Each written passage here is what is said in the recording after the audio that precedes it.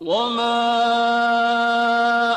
أرسلناك إلا رحمة للعالمين۔ نبی کریم صلی اللہ علیہ وسلم بنی نوع انسان کے لیے اللہ کے آخری نبی ہیں، اور آپ پر نازل ہونے والی کتاب قرآن مجید اللہ تعالیٰ کی آخری کتاب ہے۔ لہٰذا نبی کریم صلی اللہ علیہ وسلم کی پاکیزہ زندگی امت مسلمہ کے لیے تا قیامت واجب الاتباع، رشد و ہدایت کا ابدی سرچشمہ اور ذریعہ نجات ہے۔ لقد كان لكم في رسول الله أسوة حسنة۔ یقیناً رسول اللہ کی زندگی تمہارے لیے بہترین نمونہ ہے، لہذا رحمت للعالمین کی سیرت مطہرہ کا مطالعہ ہر مسلمان کی زندگی کا لازمی حصہ قرار پایا۔ مسلمان مردوں، عورتوں اور بچوں کی اسی ضرورت کے پیش نظر نبی رحمت صلی اللہ علیہ وسلم کی سیرت طیبہ پر سیٹ تیار کیا ہے، جس کی تیاری میں قرآن مجید، صحیح احادیث اور مستند سیرت کی کتابوں سے استفادہ کیا گیا ہے۔ اس سیٹ میں سیرت النبی صلی اللہ علیہ وسلم کو مفصل طور پر بیان کیا گیا ہے۔ نبی صلی اللہ علیہ وسلم کی زندگی کے تمام پہلو اور واقعات ترتیب وار، انتہائی دلچسپ انداز، خوبصورت آواز اور آسان الفاظ میں بیان کیے گئے ہیں۔ لیجئے سماعت فرمائیے رحمت للعالمین۔ سیرت نبوی کو مکمل طور پر بیان کرنا اس وقت تک ممکن نہیں جب تک اسلام سے پہلے اور بعد کے حالات کا تقابل نہ کیا جائے۔ اس لیے ہم اصل مضمون سے پہلے اسلام سے پہلے عرب کی کیفیت بیان کریں گے، عرب اقوام اور ان کی معاشرت کا نقشہ کھینچیں گے، پھر وہ حالات بیان کریں گے جن میں رسول اللہ صلی اللہ علیہ وسلم کی بعثت ہوئی۔ لفظ عرب کے لغوی معنی صحرا اور بیاب و گیاہ زمین کے ہیں۔ عہد قدیم سے یہ لفظ جزیرہ نمائے عرب اور اس میں بسنے والی قوموں پر بولا گیا ہے۔ عرب کے مغرب میں بحر احمر اور جزیرہ نمائے سینا ہے۔ مشرق میں خلیج عرب اور جنوبی عراق کا ایک بڑا حصہ ہے۔ جنوب میں بحر عرب ہے جو در حقیقت بحر ہند کا پھیلاؤ ہے۔ شمال میں ملک شام اور کسی قدر شمالی عراق ہے۔ ان میں سے بعض سرحدوں کے بارے میں اختلاف بھی ہے۔ کل رقبے کا اندازہ 10 لاکھ سے 13 لاکھ مربع میل تک کیا گیا ہے۔ نسلی اعتبار سے مورخین نے عرب اقوام کی 3 قسمیں قرار دی ہیں۔ نمبر 1، عرب بائدہ، یعنی وہ قدیم عرب قبائل اور قومیں جو بالکل ناپید ہو گئیں اور ان کے متعلق ضروری معلومات بھی دستیاب نہیں، مثلا عاد، سمود، تسم، جدیس، عمالقہ وغیرہ۔ نمبر 2، عرب عاربہ، یعنی وہ عرب قبائل جو یعرب بن یشجب بن قحطان کی نسل سے ہیں، انہیں قحطانی عرب کہا جاتا ہے۔ نمبر 3، عرب مستعربہ، یعنی وہ قبائل جو سیدنا اسماعیل علیہ السلام کی نسل سے ہیں، انہیں عدنانی عرب کہا جاتا ہے۔ عرب عاربہ یعنی قحطانی عرب کا اصل گہوارہ ملک یمن تھا۔ یہیں ان کے خاندان اور قبیلے مختلف شاخوں میں پھوٹے، پھیلے اور بڑھے۔ ان میں سے 2 قبیلوں نے بہت شہرت حاصل کی، ایک ہمیر جس کی مشہور شاخیں زید الجمہور، قزاع اور سکاسک ہیں، دوسرا کہلان جس کی مشہور شاخیں ہمدان، انمار، مزہج، تے، کندہ، لخم، جزام، ازد، اوس، خزرج اور اولاد جفنا ہیں، جنہوں نے آگے چل کر ملک شام میں بادشاہت قائم کی اور آل غسان کے نام سے مشہور ہوئے۔ عرب مستعربہ کے جد اعلیٰ سیدنا ابراہیم علیہ السلام اصلاً عراق کے ایک شہر اور کے باشندے تھے۔ یہ شہر دریائے فرات کے مغربی ساحل پر کوفے کے قریب واقع تھا۔ اس کی کھدائی کے دوران میں جو کتبے برآمد ہوئے ان سے اس شہر کے متعلق بہت سی تفصیلات منظر عام پر آئی ہیں، اور سیدنا ابراہیم علیہ السلام کے خاندان کی بعض تفصیلات معلوم ہوئی ہیں۔ نیز ملک کے دینی اور اجتماعی حالات بھی سامنے آئے ہیں۔ سیدنا ابراہیم علیہ السلام یہاں سے ہجرت کر کے شہر حران تشریف لے گئے تھے، اور پھر وہاں سے فلسطین جا کر اس کو اپنی دعوتی سرگرمیوں کا مرکز بنا لیا، اور دعوت و تبلیغ کے لیے یہیں سے اندرون و بیرون ملک آتے جاتے رہتے تھے۔ ایک بار آپ مصر تشریف لے گئے۔ فرعون نے آپ کی بیوی سیدہ سارہ علیہ السلام کی کیفیت سنی تو بدنیت ہو گیا۔ انہیں بری نیت سے اپنے دربار میں بلایا، لیکن اللہ نے سیدہ سارہ کی دعا کے نتیجے میں غیبی طور پر فرعون کی ایسی گرفت کی کہ وہ ہاتھ پاؤں مارنے لگا۔ اس کی نیت بد اس کے منہ پر مار دی گئی، اور وہ اس حادثے کی نوعیت سے سمجھ گیا کہ سیدہ سارہ اللہ کی نہایت خاص اور مقرب بندی ہیں۔ وہ ان کے اس وصف سے اس قدر متاثر ہوا کہ اپنی بیٹی ہاجرہ کو ان کی خدمت میں دے دیا۔ پھر سیدہ سارہ نے سیدہ ہاجرہ کو ابراہیم علیہ السلام کی زوجیت میں دے دیا۔ ابراہیم علیہ السلام ان دونوں کو لے کر فلسطین واپس تشریف لائے۔ پھر اللہ نے سیدہ ہاجرہ کے بطن سے ابراہیم علیہ السلام کو ایک فرزند ارجمند اسماعیل علیہ السلام عطا فرمایا۔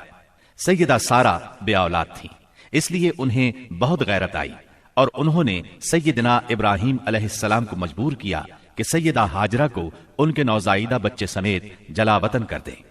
حالات نے ایسا رخ اختیار کیا کہ انہیں سیدہ سارہ کی بات ماننا پڑی، اور وہ سیدہ ہاجرہ اور اسماعیل علیہ السلام کو لے کر حجاز تشریف لے گئے۔ وہاں انہیں ایک بے آب و گیاہ وادی میں اتار دیا۔ اسی جگہ آج بیت اللہ ہے، اس وقت نہیں تھا، صرف ٹیلوں کی طرح ابھری ہوئی زمین تھی۔ سیلاب آتا تو دائیں بائیں سے کترا کر نکل جاتا تھا۔ وہیں مسجد حرام کے بالائی حصے میں زمزم کے پاس ایک بہت بڑا درخت تھا۔ آپ نے ان دونوں کو اسی درخت کے پاس چھوڑا تھا۔ اس وقت مکے میں پانی تھا نہ انسان، اس لیے سیدنا ابراہیم علیہ السلام نے ایک توشہ دان میں کھجوریں اور ایک مشکیزے میں پانی رکھ دیا۔ اس کے بعد فلسطین واپس چلے گئے۔ ادھر چند ہی دن میں کھجوریں اور پانی ختم ہو گیا۔ سخت مشکل پیش آئی، مگر اس مشکل وقت میں اللہ کے فضل سے زمزم کا چشمہ پھوٹ پڑا اور ان کے لیے خوراک کا سامان بن گیا۔ اسماعیل علیہ السلام جب جوان ہوئے تو جرہم قبیلے سے عربی سیکھ لی۔ یہ قبیلہ وہاں پانی دے کر آباد ہو گیا تھا۔ اس قبیلے کے لوگ انہیں پسند کرنے لگے تو ان لوگوں نے اپنے خاندان کی ایک خاتون سے ان کی شادی کر دی۔ اسی دوران میں سیدہ ہاجرہ کا انتقال ہو گیا۔ ادھر سیدنا ابراہیم علیہ السلام کو خیال آیا کہ اپنا ترکہ دیکھنا چاہیے، چنانچہ وہ مکہ معظمہ تشریف لے گئے، لیکن سیدنا اسماعیل علیہ السلام سے ملاقات نہ ہوئی۔ بہو سے حالات دریافت کیے، اس نے تنگ دستی کی شکایت کی۔ آپ نے وصیت کی کہ اسماعیل آئیں تو کہنا اپنے دروازے کی چوکھٹ بدل دیں۔ سیدنا اسماعیل علیہ السلام اس وصیت کا مطلب سمجھ گئے۔ انہوں نے بیوی کو طلاق دے دی اور ایک دوسری عورت سے شادی کر لی جو جرہم کے سردار مزاز بن عمرو کی صاحبزادی تھی۔ ان کی دوسری شادی کے بعد ایک بار پھر سیدنا ابراہیم علیہ السلام مکے تشریف لے گئے، مگر اس مرتبہ بھی سیدنا اسماعیل علیہ السلام سے ملاقات نہ ہو سکی۔ بہو سے حال پوچھا تو اس نے اللہ کی حمد و ثنا بیان کی۔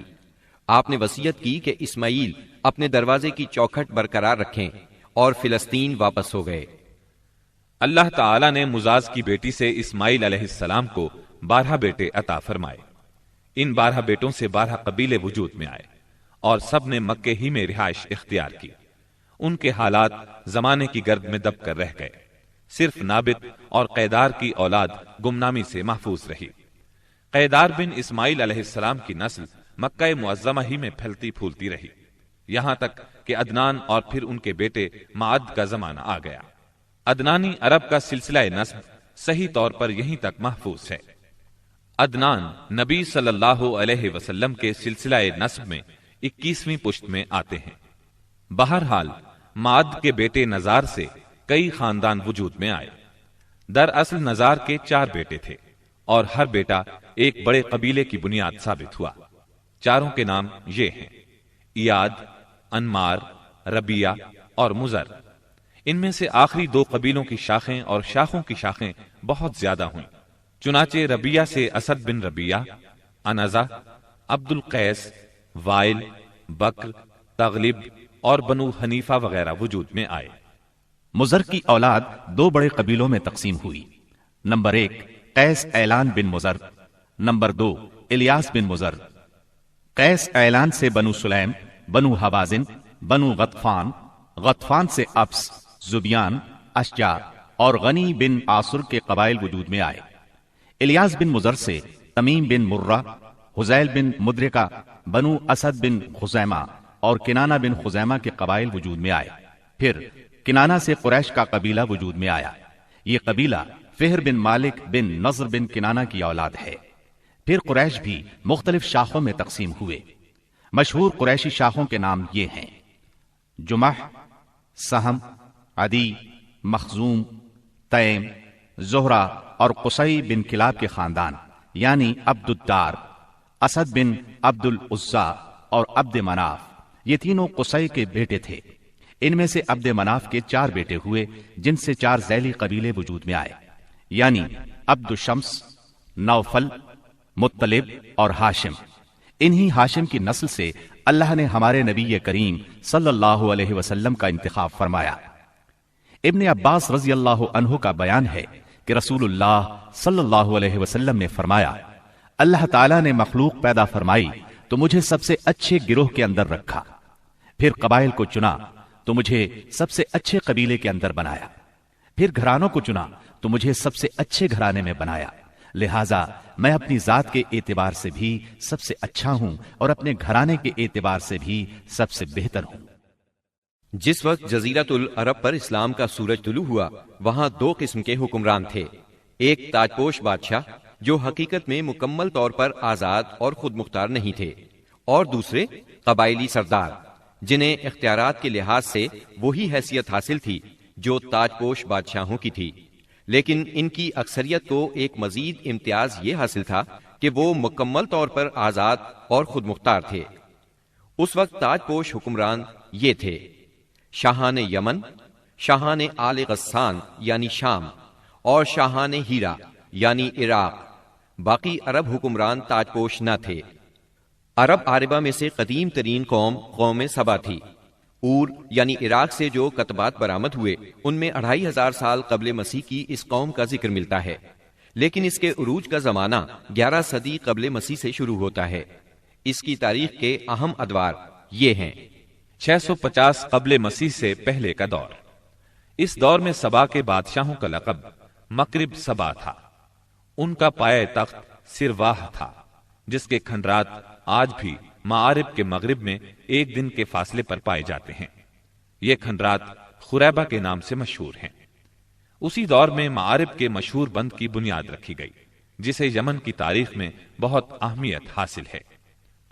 650 قبل مسیح سے 115 قبل مسیح تک کا دور۔ اس دور میں سبا کے بادشاہوں نے مقرب کا لفظ چھوڑ کر ملک یعنی بادشاہ کا لقب اختیار کر لیا اور سرواہ کی بجائے معارب کو اپنا دارالسلطنت بنایا۔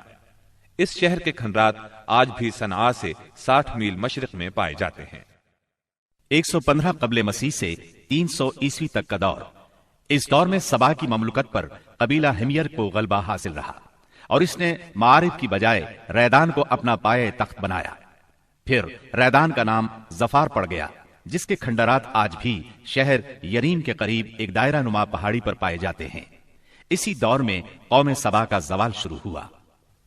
300 عیسوی کے بعد سے آغاز اسلام تک کا دور۔ اس دور میں یمن کے اندر مسلسل اضطراب اور انتشار برپا رہا۔ انقلابات آئے، خانہ جنگیاں ہوئیں اور بیرونی قوموں کو مداخلت کے مواقع ہاتھ آئے، یہاں تک کہ ایک وقت ایسا بھی آیا کہ یمن کی آزادی سلب ہو گئی۔ چنانچہ اسی دور میں رومیوں نے عدن پر فوجی قبضہ کیا اور ان کی مدد سے حبشیوں نے ہمیر اور ہمدان کی آپس میں کشمکش سے فائدہ اٹھایا اور 340 عیسوی میں پہلی بار یمن پر قبضہ کیا۔ یہ قبضہ 378 عیسوی تک برقرار رہا۔ اس کے بعد یمن کی آزادی تو بحال ہو گئی، مگر معارب کے مشہور بند میں رکھنے پڑنا شروع ہو گئے، یہاں تک کہ 450 عیسوی یا 451 عیسوی میں بند ٹوٹ گیا اور وہ عظیم سیلاب آیا جس کا ذکر قرآن مجید کی سورہ سبا میں سیل ارم کے نام سے کیا گیا ہے۔ پھر 523 عیسوی میں ایک اور سنگین حادثہ پیش آیا، وہ یہ کہ یمن کے یہودی بادشاہ زون واس نے نجران کے عیسائیوں پر ایک ہیبت ناک حملہ کیا، انہیں عیسائی مذہب چھوڑنے پر مجبور کرنے کی کوشش کی۔ جب وہ اس پر آمادہ نہ ہوئے تو زون واس نے خندقیں کھدوا کر انہیں بھڑکتی ہوئی آگ میں جھونک دیا۔ قرآن مجید کی سورہ بروج میں اسی لرزہ خیز واقعے کی طرف اشارہ موجود ہے۔ اس واقعے کا نتیجہ یہ ہوا کہ عیسائیت انتقام لینے پر تل گئی۔ وہ پہلے ہی رومی بادشاہوں کی قیادت میں بلا وجہ عرب کی فتوحات کے لیے تیاری کر چکے تھے، اپنے علاقوں کو وسیع کرنا چاہتے تھے۔ انہوں نے حبشیوں کو یمن پر حملے کی ترغیب دی، انہیں باہری بیڑا مہیا کیا، حبشیوں نے رومیوں کی شہ پا کر 525 عیسوی میں اریاد کی قیادت میں 70,000 فوج سے یمن پر دوبارہ قبضہ کر لیا۔ قبضے کے بعد اریاد نے شاہ حبش کے گورنر کی حیثیت سے یمن پر حکمرانی کی، لیکن پھر اس کی فوج کے ایک ماتحت کمانڈر ابرہا نے اسے قتل کر کے خود اقتدار پر قبضہ جما لیا اور شاہ حبش کو بھی راضی کر لیا کہ وہ اس کے قبضے کو تسلیم کر لے۔ یہ وہی ابرہا ہے جس نے بعد میں خانہ کعبہ کو ڈھانے کی کوشش کی اور ایک لشکر جرار کے علاوہ چند ہاتھیوں کو بھی فوج کشی کے لیے ساتھ لایا، جس کی وجہ سے یہ لشکر اصحاب الفیل کے نام سے مشہور ہوا۔ عراق اور اس کے نواحی علاقوں پر سائرس اعظم کے زمانے ہی سے اہل فارس کی حکمرانی چلی آ رہی تھی۔ اسے کوروش کبیر، خورس یا سائرس ذوالقرنین بھی کہا جاتا ہے۔ اس کا زمانہ 557 تا 529 قبل مسیح ہے۔ اس کے مقابلے میں کسی کو آنے کی جرت نہیں تھی، یہاں تک کہ 326 قبل مسیح میں سکندر مقدونی نے دارا اول کو شکست دے کر فارسیوں کی طاقت توڑ دی، جس کے نتیجے میں ان کا ملک ٹکڑے ٹکڑے ہو گیا اور طوائف الملوکی شروع ہو گئی۔ یہ انتشار 230 عیسوی تک جاری رہا۔ اسی دوران میں قحطانی قبائل نے اپنا وطن چھوڑ کر عراق کے ایک بہت بڑے اور شاداب سرحدی علاقے پر بود و باش اختیار کر لی۔ پھر عدنانی لوگ اپنا وطن چھوڑ کر اس طرف آئے۔ انہوں نے لڑ بھڑ کر جزیرہ فراتیہ کے ایک حصے پر اپنا قبضہ جما لیا۔